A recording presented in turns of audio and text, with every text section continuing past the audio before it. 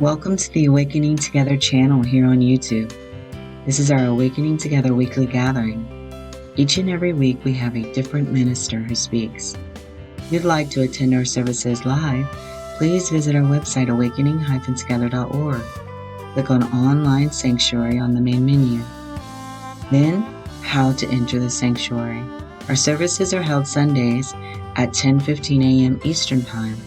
We'd love to see you in the sanctuary. Hi, everybody. Hey. I'm very excited. Also terror. Both are kind of going like this, but I'm going with the excited one. So welcome, everyone. This is our Sunday gathering, our statement of purpose. We are an assembly of equals joined in common purpose, awakening to one true self. Within an appearance of many faiths, many cultures, and many symbols, we seek to discern one truth and to rest in its embrace. And the core value that I've chosen for my talk today is number 3. We accept one true self, which is one presence or being, non-dual, without beginning or end, and absolutely changeless. We live this value by practicing letting go of the belief in the individual self as who we are. The prompt for me, the guidance for me, when I was contemplating what to do, was to sing the first song. And in the tradition of the Catholic Mass being sung, and I always remember as a kid, just feeling like a little bit embarrassed by the priest singing, obviously feeling their embarrassment, because they maybe didn't feel the most confident about their singing voices, and but it was something that maybe they had been asked to do, and yeah, but also feeling the vulnerability of that and the love of that the openness, the facing, what is this for? It's not about this person in front of you who's speaking. This is about truth. And so anything that I can do today that will take away the person and not pay attention to what the person wants, that's what I'm going to do. And that's what I've been prompted to do. So Sina has posted the words to this song. The last time that I sang this song was in public, was on a roof in the dark in Tiruvannamalai in India, and sang it with a group from Awakening Together. So yeah, let me take a little drink before I start. Now the words are there. It's a very simple song. You can sing it with me.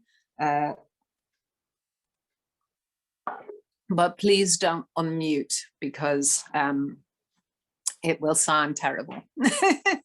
It might sound terrible anyways, but we'll see. Okay, I'm going to put up my words.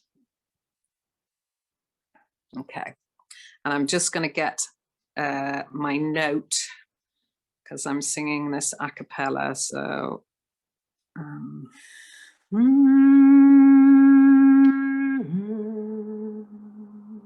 grace is upon us. Open your heart. This is love. This is love. Grace is upon us. Open your heart. It is done. It is done. Whoa. It is done. It is done. The Lord is here. This is love. The Lord is here. This is love. This is love. This is love. Oh, this is love. Come to the highest point of the mountain at the earliest possible moment. Come to the highest point of the mountain at the earliest possible moment. The Lord is here. This is love. The Lord is here. This is love. This is love. This is love. Oh, this is love. Grace is upon us. Open your heart. It is done. It is done. Whoa. Grace is upon us. Open your heart. This is love. Oh, this is love. Oh, yeah. This is love. This is love.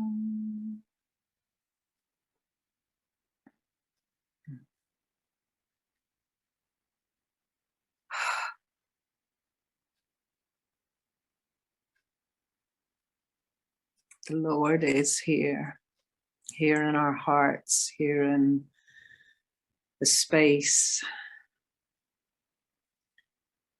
that surrounds us all. And I just ask for a continuation of the prompts and guidance that I've received all these last couple of weeks as I prepared for today to continue. And whatever is meant to be said, whatever is useful to be shared. Amen. So now we have the reading. We have the reading from Anne Blanchard. And I hardly ever say your last name. That was fun, saying Blanchard. And Anne is going to read from NTI 2, Peter, chapter 1, and a little bit from chapter 2, and the unconditional follow-through from The Way of Liberation by Adyashanti.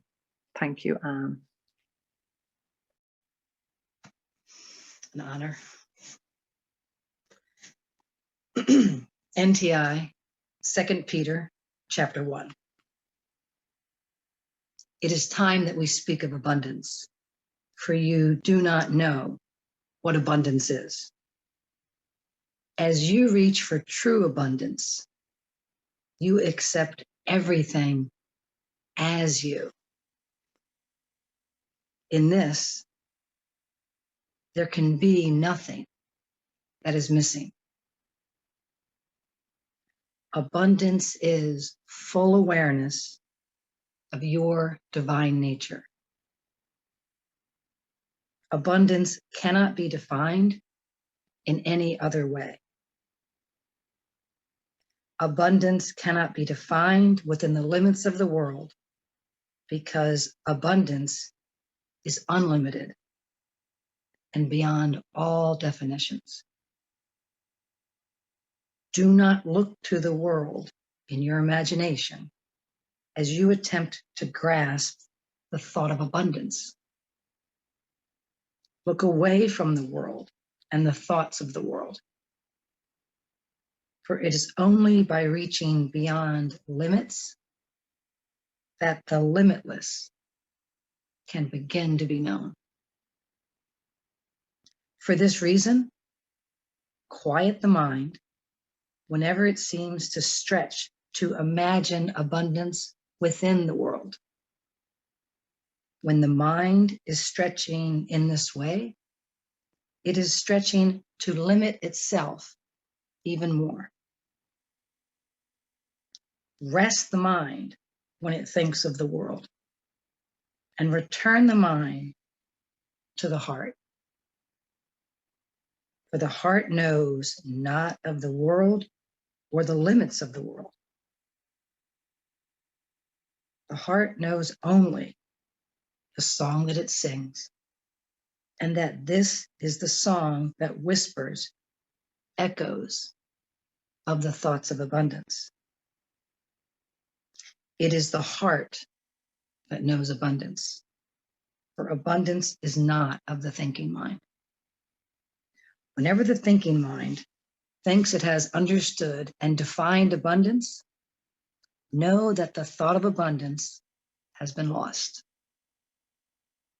In that moment, turn the mind to the heart, which does not define, and so it does know abundance. I am the memory of all that is true of you. This memory is kept within the heart. Do not grasp at my memory with the thinking mind, for it has never been the heart, so it cannot know the heart as the heart does. Instead, let the mind rest, that the heart may rise into awareness. In this way, your memory is returned to you. In this way, you recall the meaning and the flavor of abundance. It is through witness that you know.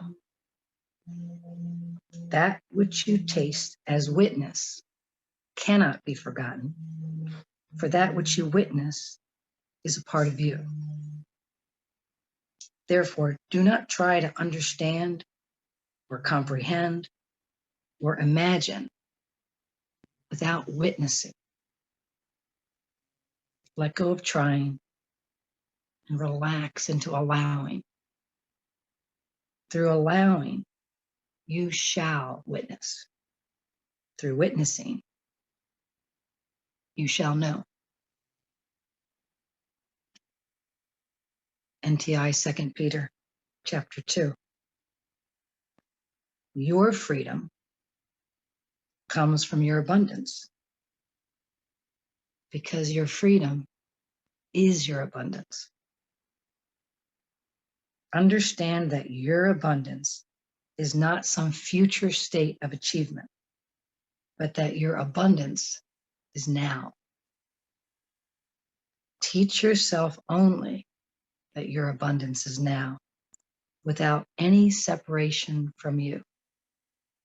And you teach yourself everything that is true about you. And the final reading is from Adyashanti, The Way of Liberation, a section entitled Unconditional Follow-Through. Making clear what you aspire to is the first step. It has the effect of gathering energy and attention together into a unified force and directing it toward your aspiration. Once you have clarified your aspiration, you now need to follow through on it. Following through has to do with what you are willing to do or let go of doing. Spirituality does not require that you work hard toward achieving a result in the future, as much as it requires you to be fully present, sincere, and committed now, with absolute honesty and a willingness to uncover and let go of any illusion that comes between you and the realization of reality. Therefore, spirituality does not have to do with time, but what can be achieved in time. It has to do only and always with the eternal present. Aspiration is not so much a matter of the mind as of the heart, in that it is a reflection of what you cherish, love, and value most. You do not need to be reminded of what you truly love, only of what you do not love. And what you actually love is most truly reflected in your action, not in what you feel, think, or say. When aspiration lines up with unconditional follow-through and love, it becomes a very strong force in the universe. Only then are we unified and one-pointed enough for our aspiration to survive the winds of folly, fate, and circumstance. Thank you. Thank you, Anne. That was beautiful. Oh, so the title of this homily is called Remember I Am. And the description is: remember means to have in one's awareness and to do something that one has undertaken to do, or that is necessary or advisable. And there's a question after that of what happens when attention lands on this intention to remember I am. So this all started in, well, it started, I suppose, with Inspired Clarity, the retreat that we did. And then followed on from that, the Resolving for Truth retreat, which, you know, kind of asks you to firm up your spiritual aspiration and make a, you know, a pretty detailed action plan of how you're going to do that. So as we started the retreat, I had I can't actually remember my my last spiritual aspiration. It seems to have disappeared.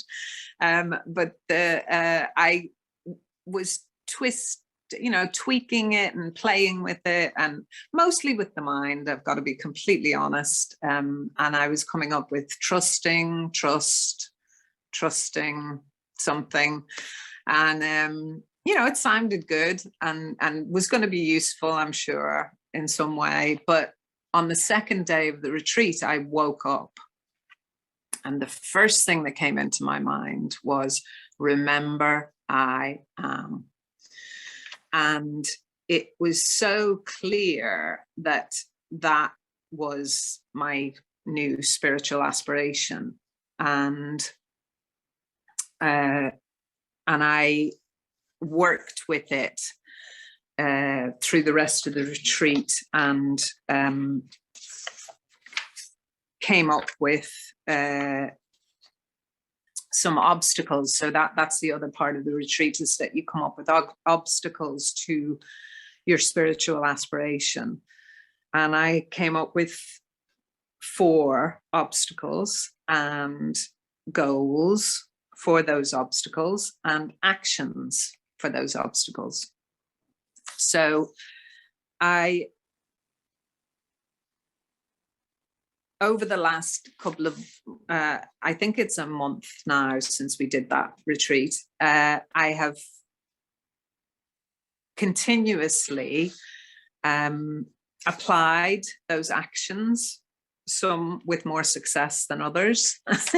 Some have dropped away a little bit. But what I came to realize that I've described here in this description is that the words in this spiritual aspiration are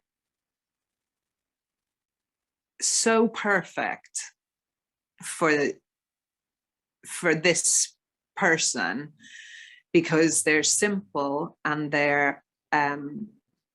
they also have in them everything that is necessary and advisable for this one. So, you know, the word remember, it's like, you know, keep remembering, keep putting this at the beginning of the day, keep putting it at the end of the day.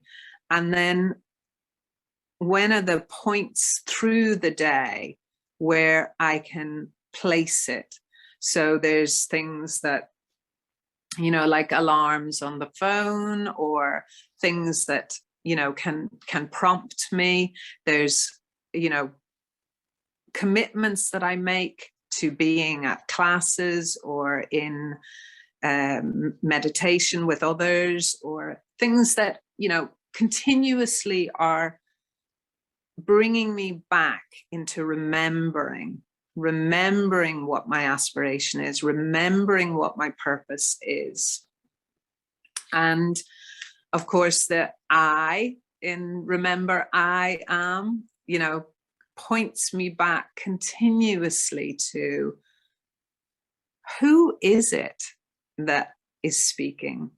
Who is it that is listening?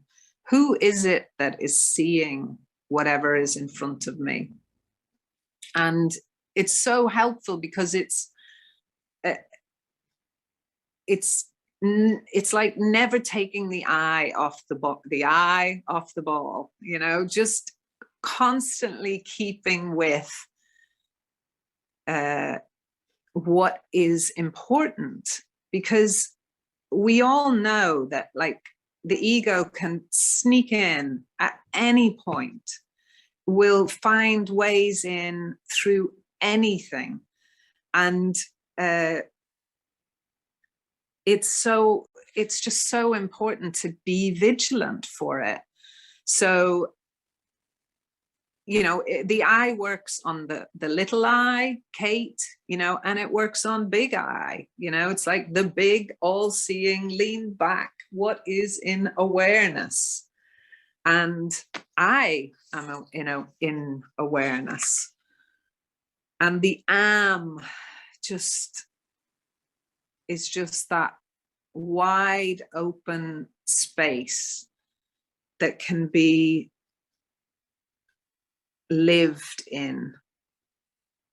It's like opening up the aperture on the camera and just being. And I can see am in everything I see. It's like am is happening. And it's beautiful. It's also, you know, a constant reminder to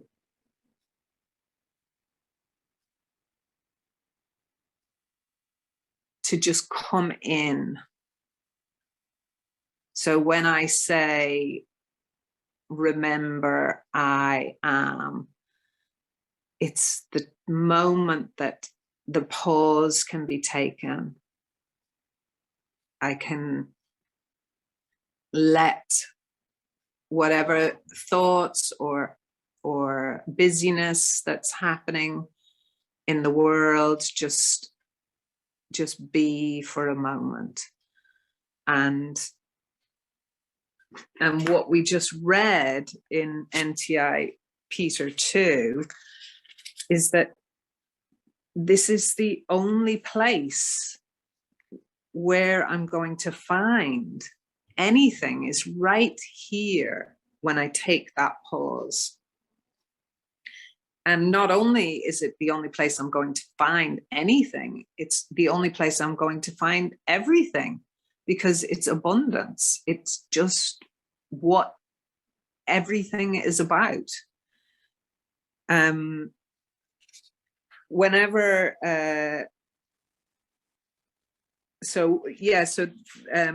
Verse 5 to 9, for this reason, quiet the mind whenever it seems to stretch to imagine the abundance within the world. When the mind is stretching in this way, it is stretching to limit itself even more. So when there's thinking going on or doing going on, I am living as the person. When I pause and remember I'm letting go of the belief in self, and I am allowing what I really am to come forth. And it's only with that, it's only with that action. I always got confused with the thing of there's no doer, there's no doing, don't do. And then, when we started working on action plans, I was like, well, this is an action plan, but actually it's the only action that's possible. Everything else is make believe. So it's this action that's possible to remember what I am. If I'm forward leaning into the world, trying to make sense of it, trying to fix it or change it, I'm just playing with make-believe toys that are never going to do, nothing's ever going to happen. So, yeah, it's the only action that is possible. And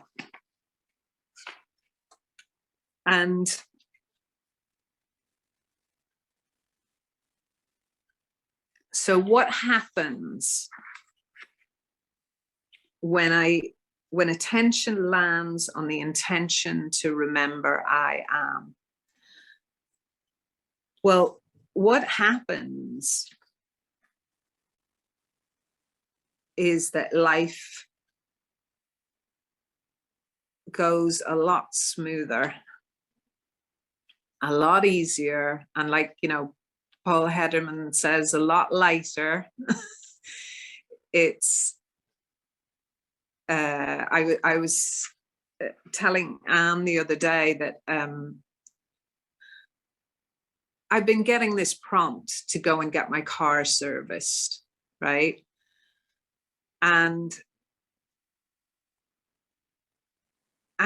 I could hear the prompt, and then mind would come in and go, yeah, that's a good idea, because you've got, you're going to do a long trip in a couple of days, and your MOT test is due soon, and you're going to, that's a good idea. Yeah. And then I'd ignore it. I would go, no, I'm not doing that. But then the other morning, it came in very clear, drive to the garage.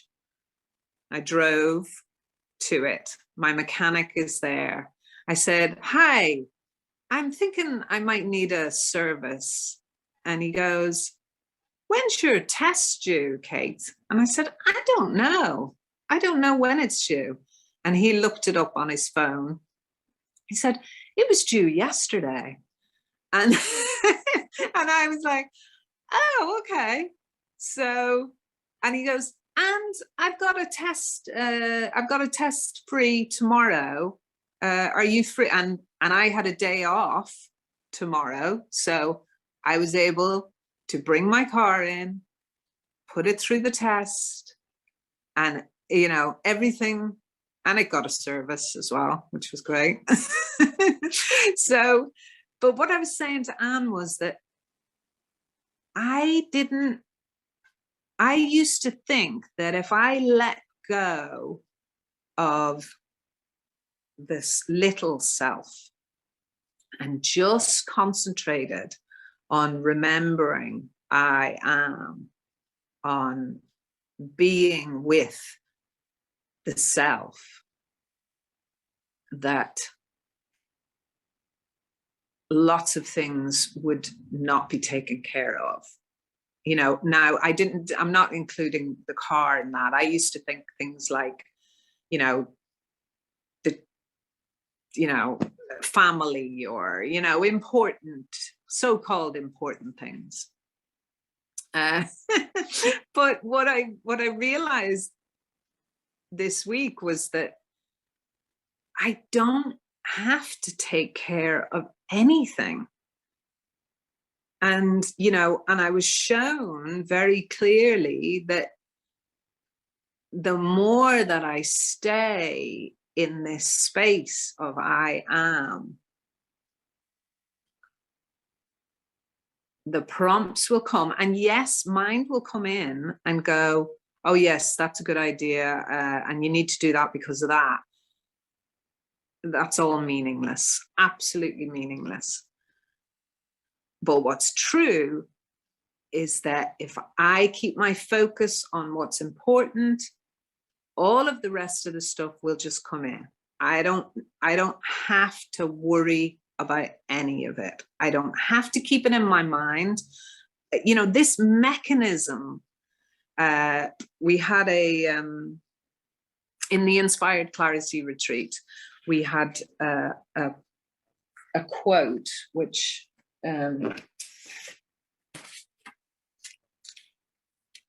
was on day one. This was from David R. Hawkins, and it says, the mind is therefore like an infinitely complex processing unit of both internal and external data. Some of the information is perceived and stored in memory banks, but there is also unconscious processing of all the data that is stored in the unconscious. The important point to realize, the important point is to realize that the self receives only processed material, not the original. So as I was contemplating that, and I've read this before, so I apologize to people. Well, you might like it to hear it again anyways. But this is my contemplation about this quote. And this is about the information that goes into this processing unit called the mind. It goes in and never comes out the same way again. It gets processed. There is no me here to oversee the process or change it or make it happen in a certain way. It just happens the way it does. It goes in and comes out dependent on the data present at the time. Do I make the data? Do I painstakingly do the infinite, complex, conscious, unconscious? I am not responsible. I am innocent. I watch it, see it. The actions taken are not done by a me. They are the end part of a process, a sausage at the end of a sausage machine. It isn't a pig or the food that a pig ate or the decision of a bunch of cells to make a pig. The sausage doesn't have anything to say about the air that the pig breathed or the pain or the rain that fell into the puddle that he drank from. I make connections, reasons for everything that happens and is done by or to me. There is only one connection. It is all seen by me. Everything else is a distraction. It's not personal. It's a functional or dysfunctional unit that does what it does. A sausage machine makes sausages. There is no meaning. So that was very helpful to me to see that no matter what I think I'm doing in here, organizing or planning or, you know, letting go of or, you know, making better, I'm actually not doing anything. And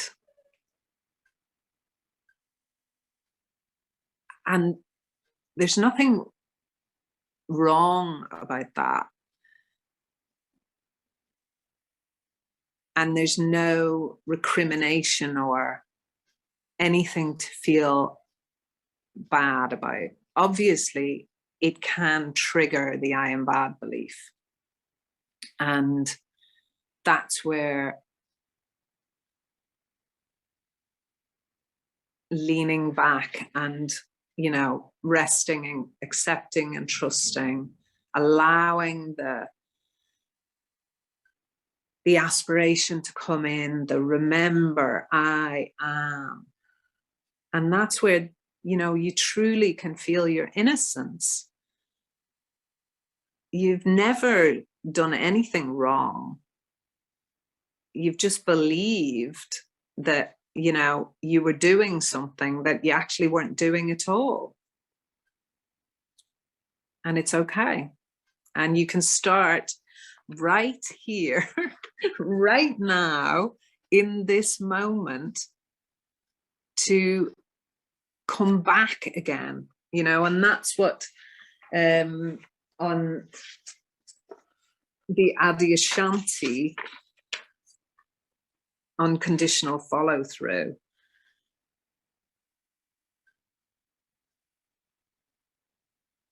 So what the line that really stood out for me in this reading is, and what you actually love is most truly reflected in your actions, not in what you feel, think, or say. So the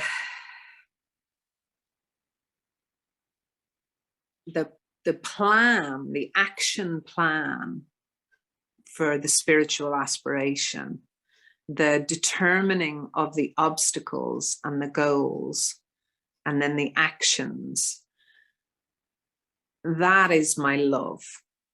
That is what is loved and is cherished. It doesn't matter if the feelings come up. It doesn't matter if the thoughts come up. Oh, this is just, you know, a waste of time, or, you know, this isn't going to work, or even the things that, you know, that maybe I say about it, you know, that I so I'll give you an example. So on my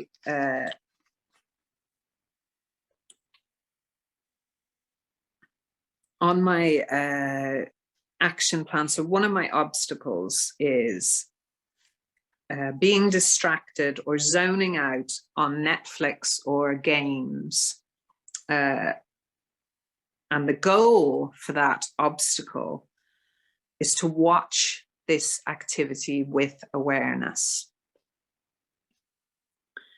And the action is to, one, I've got 3 actions. One is to ask for awareness, to notice when I am zoned out, right? So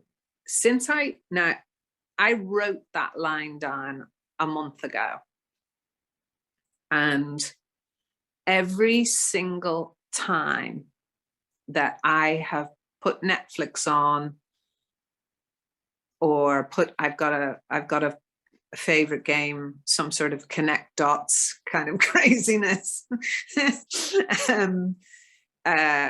Every time I put those on the computer, I get a prompt to notice what I'm doing.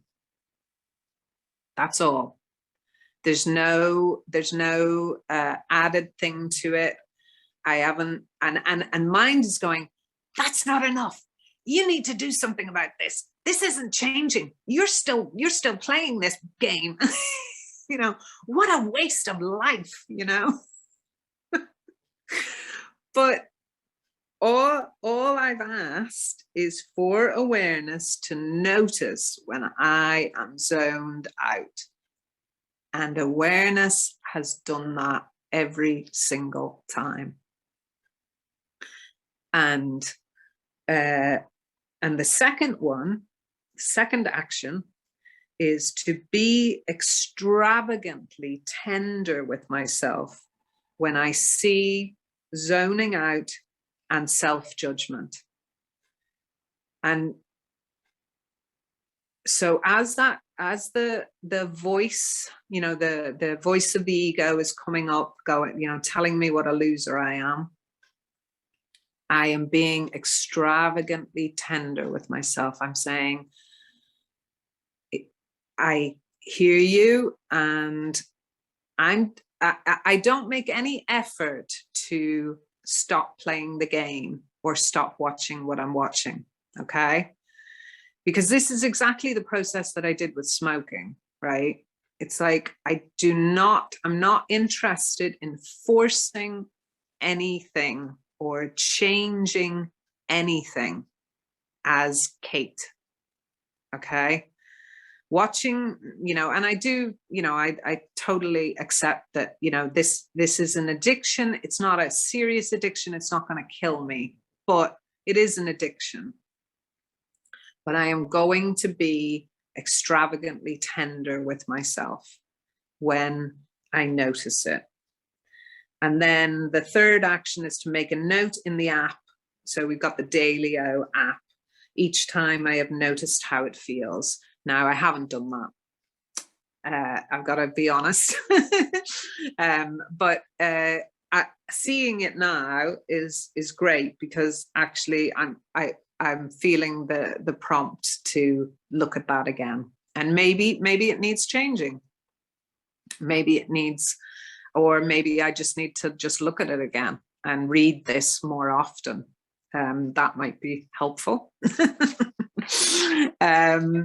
So it's very, these activities are, you know, they're not, I'm sure you can hear, they're not, you know, change the world, Kate, you know, or, you know, they're not massive, you know, pull everything apart and find out why you're doing this, and, you know, what is wrong with you that you can't stop yourself from doing this, or, you know, go and find something else to occupy your time. Go and volunteer and help people and do stuff, you know, or clean the house, for God's sakes.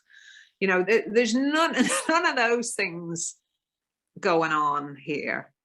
So, but this action is going right back to remember I am. The only action that I can take in truth, in reality.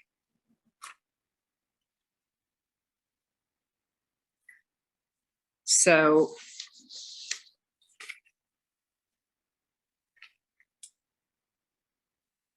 to remember means to have in one's awareness. So I'm taking everything back to this awareness. And I am doing something that I have undertaken to do. I'm called to it. It's not Kate that's, you know, if Kate had her way, there'd be a very different thing going on here. But this is being, the call is heard through Kate. And it's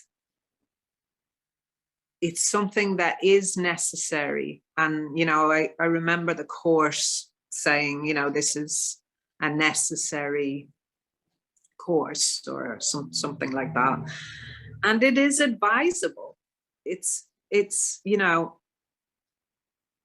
and again, I'm reminded of the course, do you want peace? Or do you want, or maybe it wasn't in the course, maybe some course teacher said it, do you want to be right or do you want peace?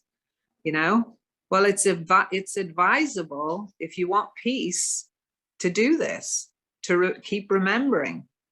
It's, and then the last bit of the description, what happens when attention lands on this intention to remember I am. And it's that unconditional follow through. It's the when an aspiration lines up with unconditional follow through and love. And I think I saw something about this love, this devotion this week. As, you know, as I'm contemplating all the things, all the songs, all the readings that are coming together for this, you know, for today, I saw, oh yeah, I love devotion. I really love it. I love singing songs. I just love it. I love listening to beautiful music. I love prayers. I love poetry, you know, and it's this bringing this together. So the aspiration, remember I am, bringing it together with love, it becomes a very strong force in the universe. And that's what shifts things. That's what puts me where I need to be, to talk to who I need to talk to be of help or use. Not the mind, not the processing unit. That, you know, it can be helpful, I suppose, in some ways, but not for truth and not for remembering what I am. So I just, the prompt came this morning to finish with, because when I went to, I was telling Anne this earlier, that when I went to look for the readings, to what was to be read, you know, it was clear it was only to Peter 18 that I was to go to. And I was like, but, you know, there's another bit there and it's really nice, you know, but it was like, no, and that was fine. But this morning it came in and finish with the end of Peter. Okay, so this is the end of chapter 1, NTI 2 Peter, verses 19 to 21. Within you, there is a star. This star is a very bright light. It was not made by you, but it was given to you as that which you could not lose. This is the key to your abundance. This is the prophecy that must be fulfilled, for this star is you, and it is all that is true about you. Everything else emanates from the star, be it seen or unseen, perceived in truth or misperceived. But the star is your truth, and that is abundance. Through knowing the star, you remember truth. Through truth, the meaning and understanding of abundance is known as a point of knowing that is beyond all possible definition.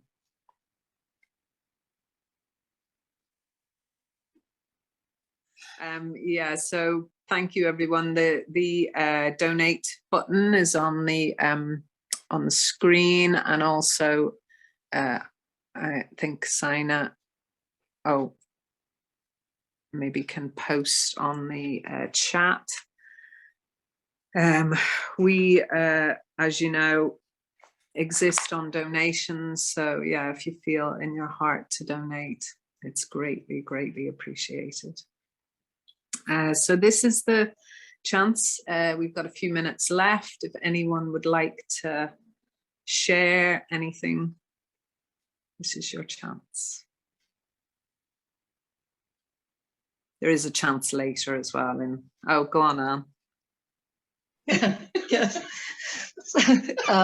Rhoda and I are still laughing about Christy's catch of mind going, just, okay, enough of this contemplation. Just clean the damn house. Why don't you? Just get it done.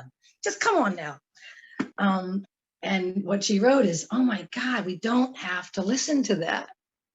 We don't have to, that's the action. That's the action in every moment. That's remember I am, or whatever your particular spiritual aspiration is. That's the action. I hear that. I don't want to listen to that. I don't have to listen to that. And I'm not going to listen to that. And it's just such a gorgeous message. And as you read the end of Peter, what was so clear to me is like, this is the song that you, oh my gosh. So the gift of the song you gave us, come to the highest point of the mountain, which we're all about that, at the earliest possible moment, right? So the highest point of the mountain is through knowing the star, you remember truth. Through truth, the meaning and understanding of abundance is known as a point of knowing that's beyond all possible definition. That's the highest point, but it's at the earliest possible moment because everything else emanates from the star, be it seen or unseen, perceived in truth or misperceived. The star is still your truth. Even when that crazy mind is running, you're still the truth. Even when you listen to it, you're still the truth. Even when you get up and go, okay, good, I got to clean that up, because you're out of your mind and awareness didn't land on it. You're still the star. And every time we remember to remember, which is so beautifully, right? We're doing what's necessary. We're doing what's advisable, which is to fall back in. We are back in the star, and we are at the highest point of the mountain. And that was the earliest possible moment. So such gratitude for the being that got me to the top of Adynachala, who literally got me to a top of a mountain when I didn't think I was going to get out of bed. It's just a wonderful day to share with you and to share with everyone and to know all of our stars. Thank you. Thank you, my friend. Thank you, Anne. Although I think it was Shiva who got us to the top of the mountain, not me. Jane Marie and Peter, have you got your hand up? Yeah. Hi, Kate. Thank you so much what you shared this morning. What I really touched me is that you say, when I go to Netflix or do a game or whatever, that you say, I want to do it with God. And this is for a long time a big lesson, because I always try to fix myself. And if you're okay, I want to read a little bit from A Course of Love. That's the book. It is very short, but it is actually saying what you're saying. The dismantling of illusion. This is not a self-help course, but just the opposite. This course has stated time and time again that you cannot learn on your own, and that resign as your own teacher is the only way to learn a new curriculum. This course will not call you to effort of any kind. It will not tell you to leave behind your addiction, or to go on a diet or a fast. It will not even tell you to be kind. It does not tell you to be responsible, and does not cite your irresponsibility. It does not claim that you were once bad, but that by following these tenets, you can become good. It gives no credence and no blame to any past cause of your depression, anxiety, meanness, illness, or insanity. It merely calls you to sanity by calling you to let go of illusions in favor of the true. And what I deeply feel, let go of illusion, is the let go the idea that you're on your own, and that you are alone, and that you have to do it by yourself, and you have to fix yourself. And I want to share this, because when I hear what you're saying about I want to do what I'm doing, and I invite the universe, God, myself with it, I'm not alone there. And I will thank you. I will just thank you, because I think this is very important. At least it is important for me. So thank you. Thank you, Kate. Thank you, Kate. Thank you, Peter. Lovely to meet you. Anyone else? We've got a couple of minutes. I have got a song. And we have got fellowship afterwards if anyone wants to stick around for that as well. But yeah, I just want to say thank you. Thank you so much. This has been absolutely wonderful. And the next song is really fun. So yeah, let's have some fun. Thank you, thank you, thank you. Thank you for all your help, Saina. I don't know what we'd do without you. Thanks. You've been watching our online gathering. It happens weekly on Sundays at 10:15 a.m. Eastern Time. To join us live in the sanctuary, visit our website, awakening-together.org. You'll want to click on Online Sanctuary in the main menu, and then in the drop-down menu, look for How to Enter the Sanctuary. Right there at the top of the page is a clickable link. We'd love to see you in the sanctuary and join with you in fellowship. Thank you again for watching. Also, please know that if you'd like to stay connected via the Awakening Together channel here on YouTube, you can subscribe and hit the bell for more notifications. We hope to see you in the sanctuary.